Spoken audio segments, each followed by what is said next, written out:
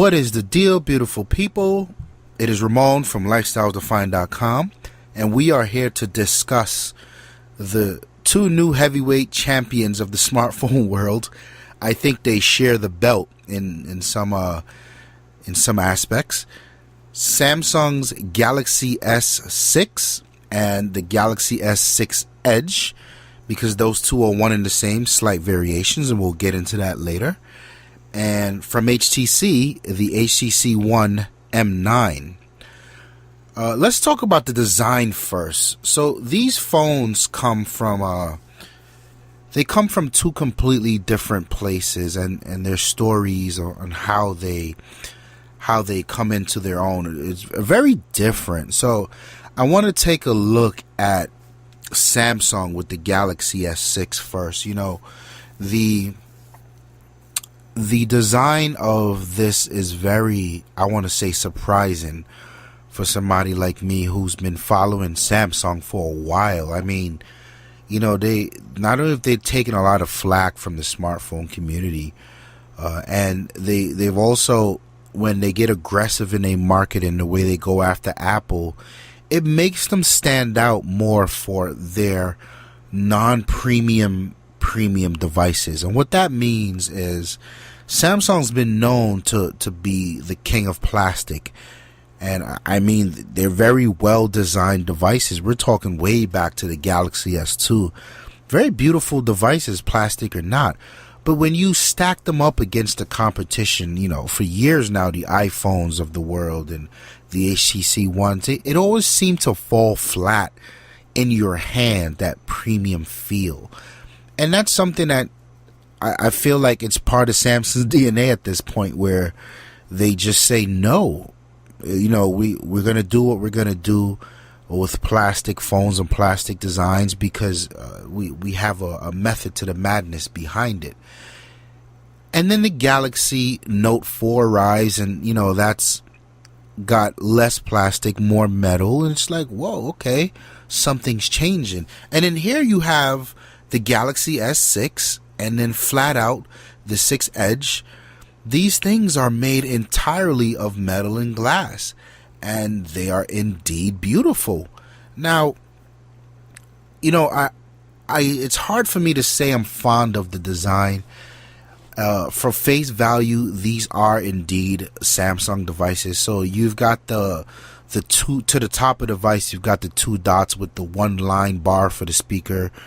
For the speakerphone, and then you've got the front facing camera, and then on the bottom you've got that menu button to the left and the back button to the right, and that now famous, I would like to say hideous, protruding home button. You know, these are things that make a Samsung, and very little bezel, you know, very little wasted space. Samsung's been doing some magic in the last few generations with really squeezing as much of a screen size as they can out of a form factor. So these things make it a Galaxy, but here this thing is wrapped with glass in the front, Gorilla Glass 4 by the way, and then Gorilla Glass 4 on the back as well. So it gives it on the back this really shiny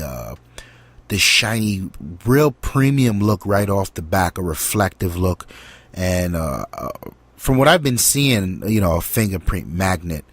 And even with the Edge, I sort of really dig the silhouette of the Edge. Not because of what it stood for on the Note 4. It was a little weird on one side, but when you add the curved display or the curved edge of the display on both left and right sides, now this thing looks genius. I really like it. Of course, it's got the heart rate monitor on the back with the flash, and you got the protruding camera. But I think overall it's a very sleek and beautiful looking device. And I'm really excited to get this thing in my hand because I want to feel the premium of it. I want to feel something that I have not felt from Samsung in, I don't think, ever. And, you know, we're going to get into the topic of the sway away from plastic and what that means later on in the video. So let's take a look at HTC now. You know, when I mentioned that they're coming from two different stories, HTC has been, they shocked the world with the design of the M7. That was a very beautiful design, and I still have my M7, and I adore that thing. Apart from the fact that I can't use a phone with a 4.7 inch display anymore, that phone is still a hell of a device.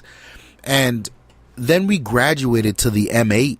That was last year's offering, and oh my God, what a piece of machinery. That thing was just, it was machined right.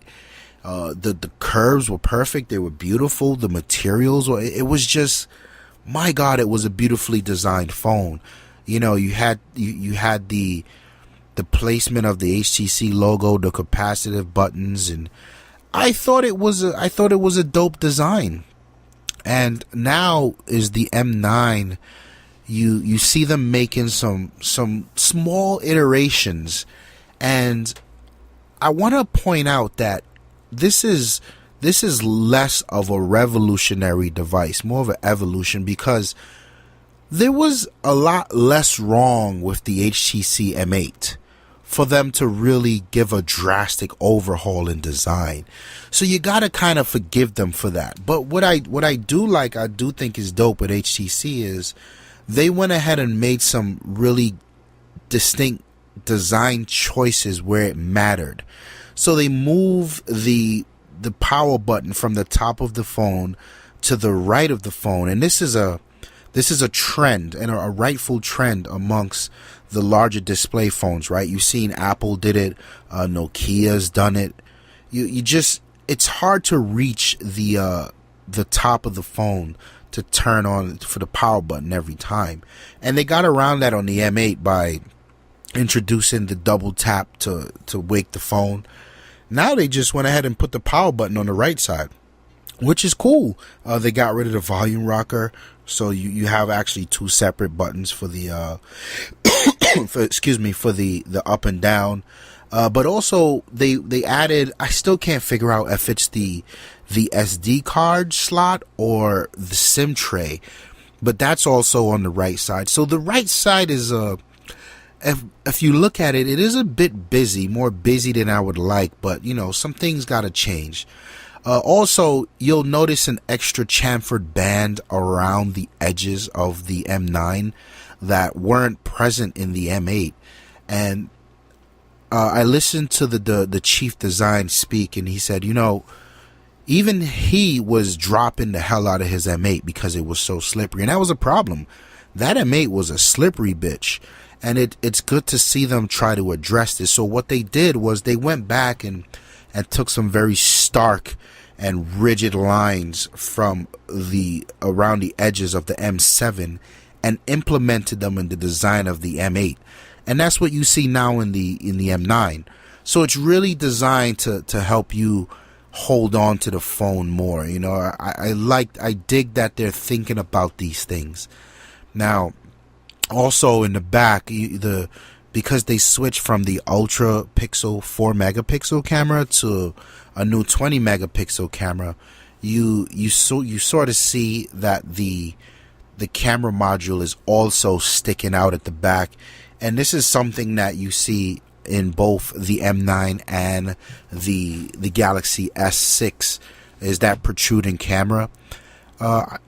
Neither one looks really bad. I mean, you're talking to a guy who ran around with a Nokia Lumia 1020 for a year, and now I own a 1520, and that's got a little bit of a hump. So for all about functionality, I like these things, and I like that both these cameras are centered in the middle of the device, as opposed to something like the iPhone where the protruding camera is off to the left.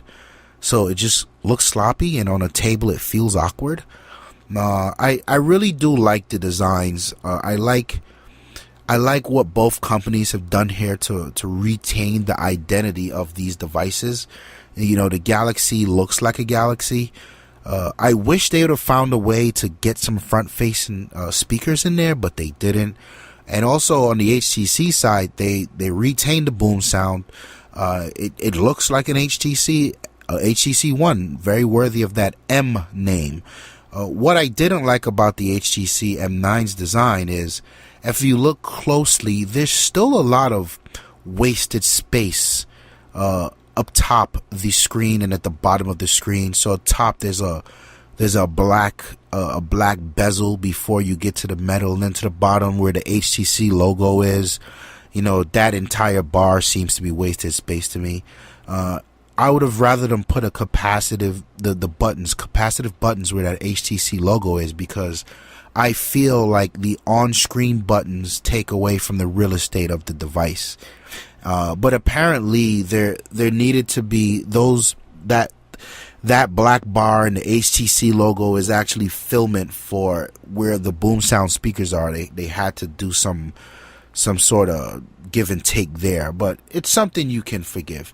In terms of what design really, which one's better, I feel like it's going to be a tougher choice for the smartphone market this time around, because Samsung had it cornered in the design aspect, meaning they used a plastic design and it gave them some very, very real advantages. We're talking removable back, which means you get access to replace your battery. You get access for SD storage.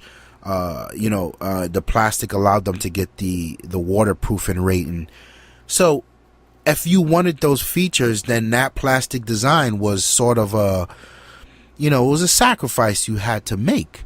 And if you wanted a premium device, you wanted a premium metal feeling, you wanted something that you were, accustomed to over at the Apple side, but you wanted Android, the M8 was the clear winner. But this time around, Samsung is putting a strong foot forward into the M9's territory of just glass and metal, and they're really shedding a lot of the advantages to that plastic body. So I feel like, the Samsung guy in the design department is going to have a conundrum here. I don't know what he's going to do. I don't know how this phone feels yet. I'm having a hard time saying one looks better than the other, but it's a draw for me. It really is a draw. And we're going to get down to the features and what that means, but in terms of raw design, both are attractive. I feel like both companies did a good job at making sure these phones feel and look premium. In terms of specs, these devices are frighteningly similar.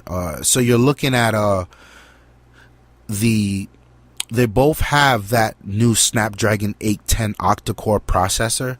They both have a gig of RAM and a lot of the same. They both have 3 gigs of RAM, and a lot of the same connectivity things you're used to, your NFC, your Bluetooth, your Wi-Fi frequencies, your LTE, so on and so forth. But things change a bit when you come to the screen size. So like I said, Samsung continues to do their magic where they can squeeze a 5.1 inch display out of the form factor, where HTC is still at a 5-inch. Now, will you notice that 0.1 difference? Probably not. And if you use that as a measuring stick for which one of these guys you prefer, I'd say you're being silly. Cut it out. The 5.1 display on the Samsung is actually a QHD AMOLED display. So that's what we would call a 2K display around here. Some God resolution. And we all know what Samsung's AMOLED displays are like. Super crisp, super vivid, super bright. You know what you can expect. Unreal viewing angles, beautiful displays. And everyone that's seen this, even in comparison with the M9's display, have outright said this is the best display on any phone in the market right now. And that's something we've come to expect from Samsung. That's what they do. Now, for the M9, you got that smaller 5-inch display, and I struggle to say smaller, right? Barely. But it's coming in at a 1080p resolution, and it is an IPS display. So the colors on this display are going to be a little more neutral. but you start to miss a lot of the dopeness of the display technology when you go AMOLED. For instance, Samsung has this, with the Edge, they have this ability to display a night clock on the edge of the screen. So because it's AMOLED, the way that technology works is it has the ability to only power the pixels needed. So you can literally display, a small clock on the side, on the edge, and continue to leave the rest of the pixels powered off. So that gives you a nice advantage for battery consumption throughout the night, so on and so forth. But on the other end of that, when we want to talk battery consumption, the M9 is only pushing a 1080p resolution display. So you have the same processor that won't be working as hard as in the Samsung, because the display is arguably, I want to say 2/3 less power. It's less power hungry. So that's also a very interesting topic when it comes to really deciding which display you wanna go for. Do you want the all-out beautiful display? Well, know that could impact your battery life, right? And now with Samsung's decision to not go with a removable battery, you can't change your battery like you would have been in the older models of the Galaxy S line. So it's definitely something to think about. That display will cost you. Whereas the 1080p display on the M9, now that's a decision to maintain the overall stability of the battery, the overall daily rating of your usability throughout the day. And this is something that is a big conversation over in the Apple world, right? Apple went with a 1080p display on the iPhone 6 Plus, not on the 6S. That the regular 6, that thing is still, I believe, a hair above a 720 display.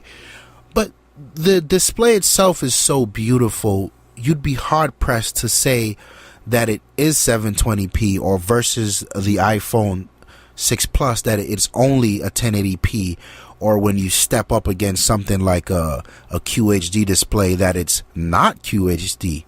So, I think if you put these devices next to each other, sure, you can tell where the resolution drops or where the higher resolution is, but in your everyday usage, can you really tell? Are you really awed when you're used to looking at something a million times a day that it's QHD?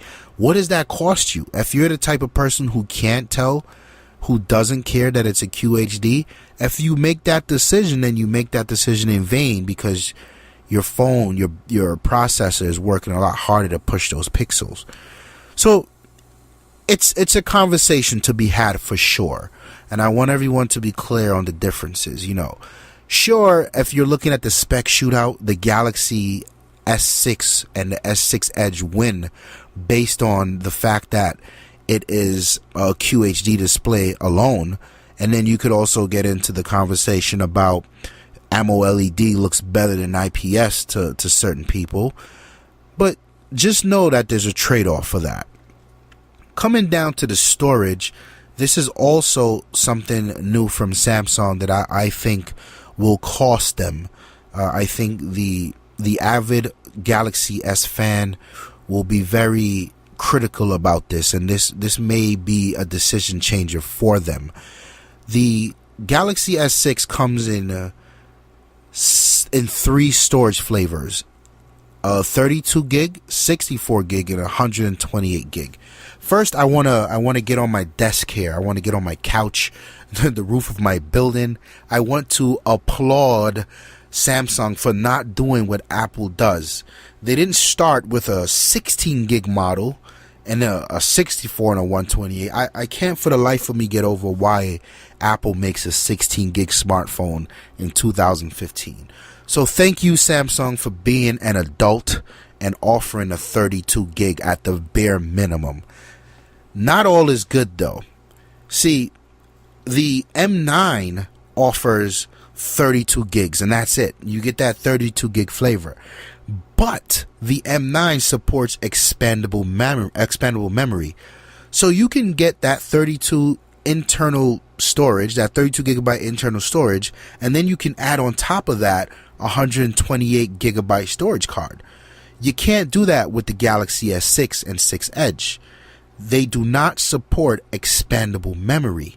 That is something that every Galaxy from the beginning of that line has supported. Now it doesn't. So again, you're faced with a decision to make upon day one of purchase for the Galaxy S6 or 6 Edge. You need to get the biggest version possible. If you're a person who likes to put movies, you like a lot of games, you like a lot of apps, you like a lot of music stored on your phone, then you have to go for the 128 gig version. It's that simple. And I feel like, Samsung, they're making a trade-off because they're stepping into that premium device world, well, in terms of aesthetics and that whole unibody conversation. So when you step into that world, certain sacrifices have to be made, but I don't believe that they needed to sacrifice expandable memory. HTC's done it from day one. So I feel like Samsung could have taken the extra time to find a way to do it. Actually, let me take that back. The original M7 did not have expandable memory. The M8 did. So will we see expandable memory in the Galaxy S7? Maybe, but that's something to also look out for. Coming down to the cameras, this is a wash. I mean, this is not even close. Now, and this is a tragic story. This also, like the design, I feel is something where you see the tale of the legacy of a device being told in the lineage, and it's dope to see it really unfold. And I feel like HTC fell flat here and Samsung continued to excel. So starting with the Galaxy, this guy comes in with a 16 megapixel camera featuring optical image stabilization, and somehow, some way, Samsung figured out a way to get the aperture rating down to a 1.9.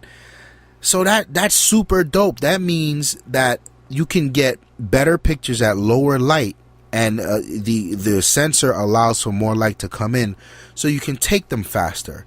That's dope. You start to be able to get a lot more bokeh-licious shots, so on and so forth. I like to see them continue to push that. They, of course, have the 4K video, and they got a whole host of crazy camera features that Samsung throw in there. Now, in the topic of camera phones, Samsung has not been in that conversation for a while. Nokia came in like a wrecking ball. Apple has always been there.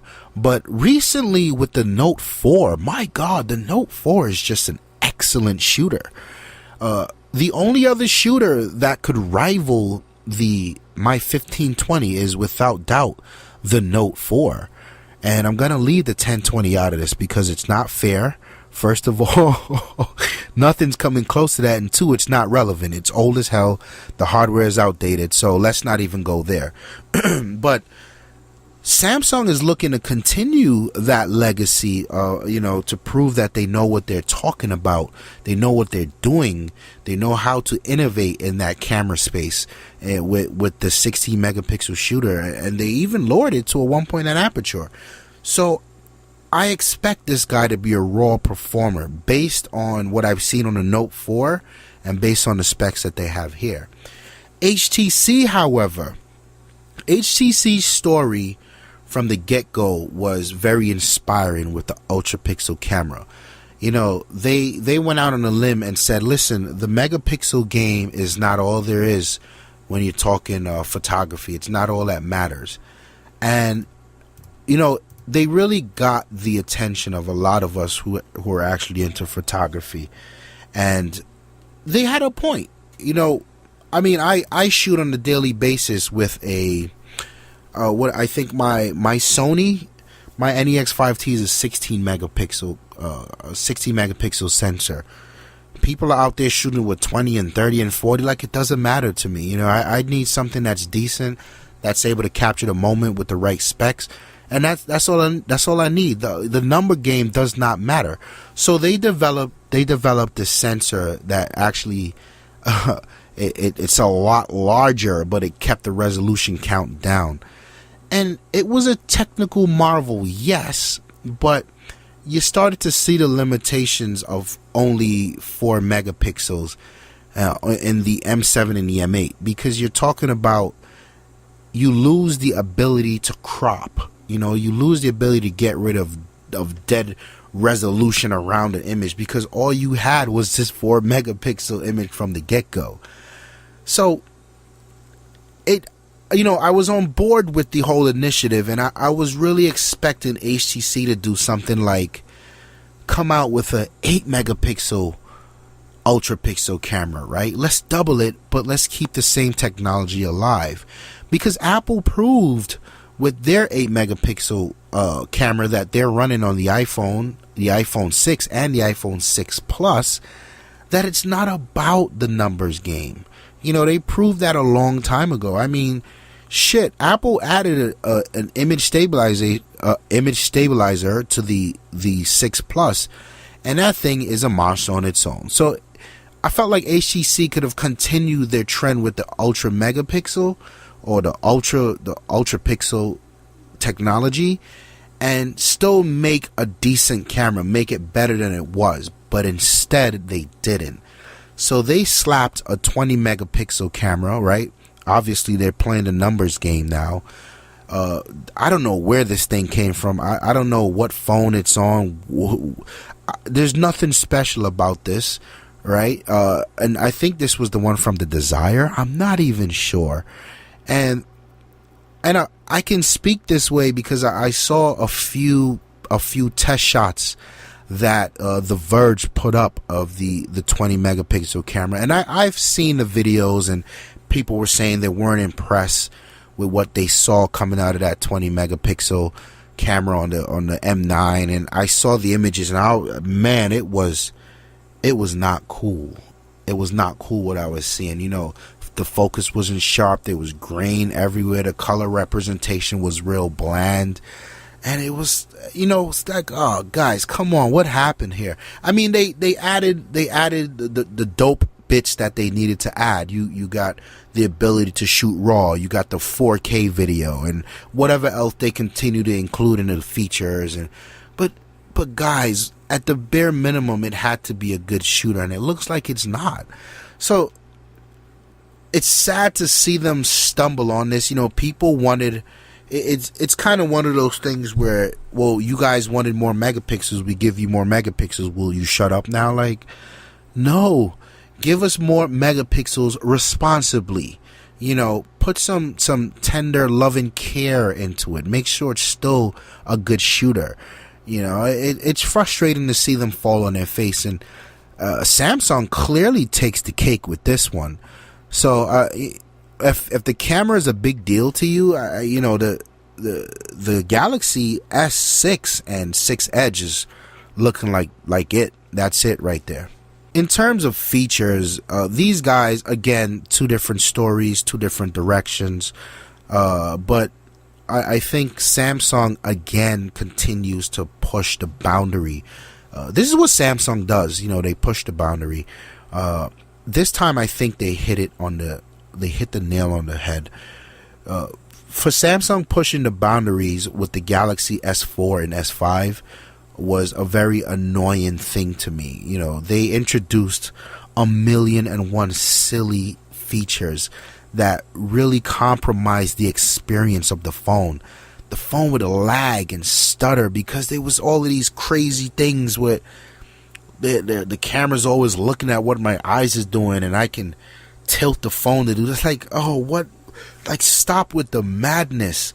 But here they continue to push the boundaries in a good way, meaning they baked in wireless charging, both Q and PMA. So chances are, if you own a wireless charging station, it'll work with this thing. It's got the fast charging on this thing. It's got the new and improved fingerprint scanner where you don't need to swipe your finger anymore.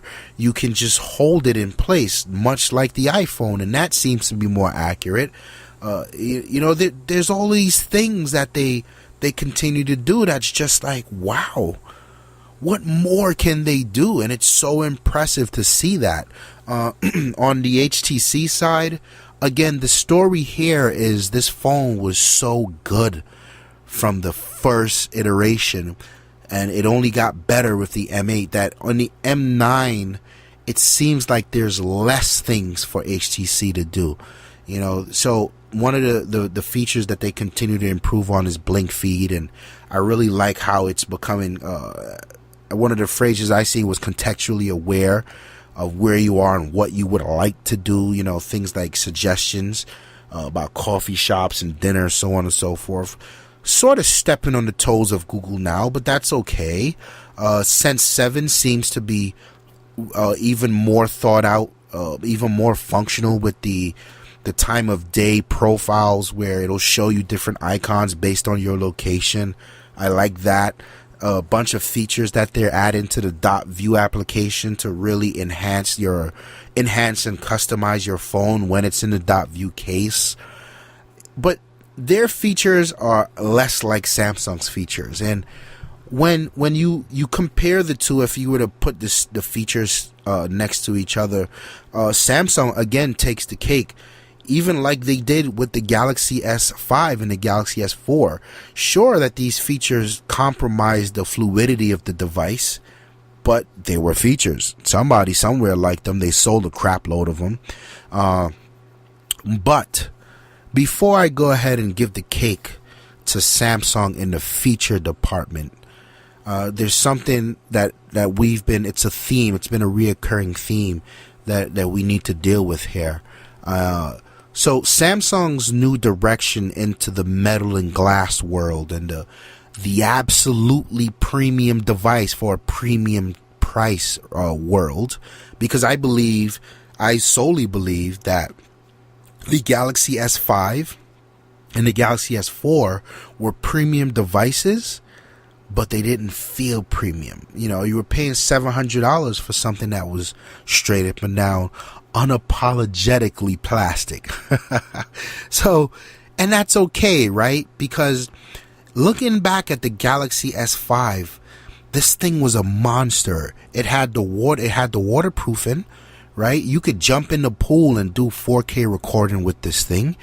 It had the replaceable battery, which means you can all day battery is not a problem for you. You hop on Amazon, you hop on eBay, you buy 2 more batteries and with a charging station, and you're good for the rest of your day. Not a problem, and that's something that would have been so dope on the S6, especially when you take into account that QHD display. Who cares how bright my phone is and how many pixels per square inch and how my QHD display is shown all day? Like, I don't care because I have 3 extra batteries in my bag. Well, now you need to care because you don't have the ability to have extra batteries in your bag. And I think all around durability was just sacrificed with this new design. I mean, over time, Samsung's plastic chassis, it did show its age, yes, but it wasn't any dents. It wasn't something that would be just jarringly ugly versus something like an iPhone or an HTC M8 that it's metal, and when you drop that thing, it makes an indentation that will scar you for a lifetime. The plastic Galaxies didn't have that problem. And even if they did, I mean, you can hop on eBay again and Amazon and buy a whole new case, a whole new mold, and snap it out and snap it back in, and you're done. But this new glass and metal thing that they're pushing with the Galaxy S6, you drop that thing, your heart will stop. That's something that we need to consider when comparing the Galaxy S6 to what it is now and where it came from with the Galaxy S5, you know. And again, this is something for the avid Samsung fan to really think about.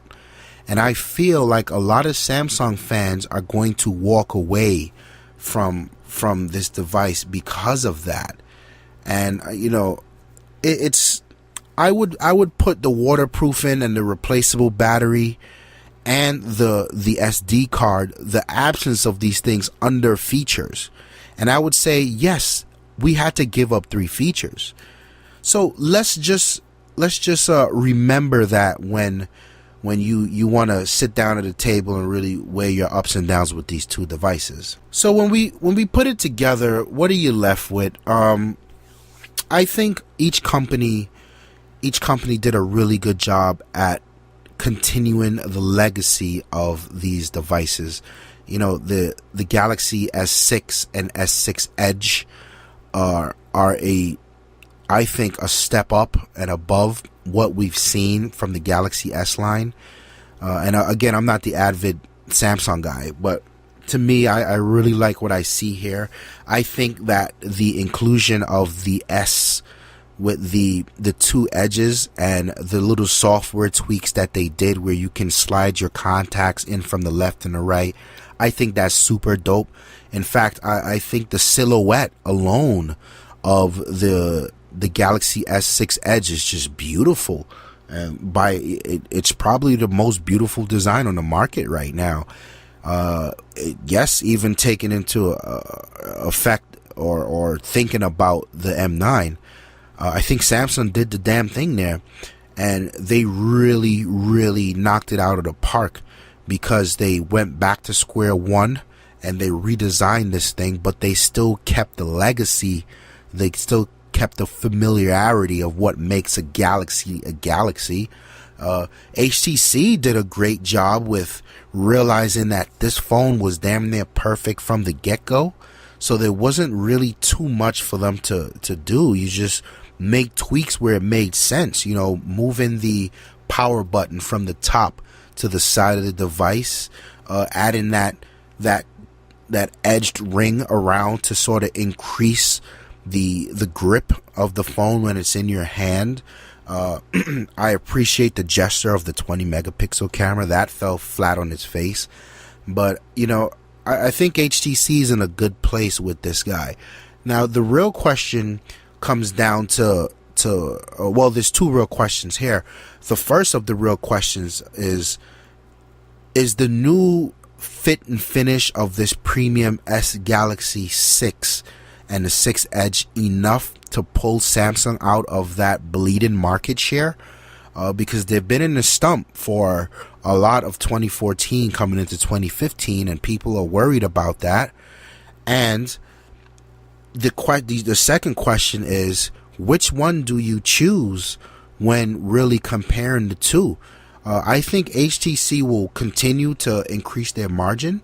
They will continue to be relevant here, but I don't see them really overtaking Samsung in terms of devices sold, because I mean, by default, Samsung's going to sell more of these things on day one, and HTC will probably sell in the next 6 months.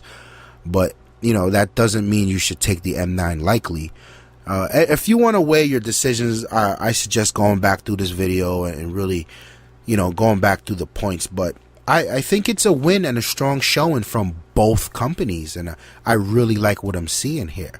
So yeah, my name is Ramon. Bit of a lengthy video. I hope you enjoyed it. Hit the like button, subscribe. We got tons more content coming up, and help us out.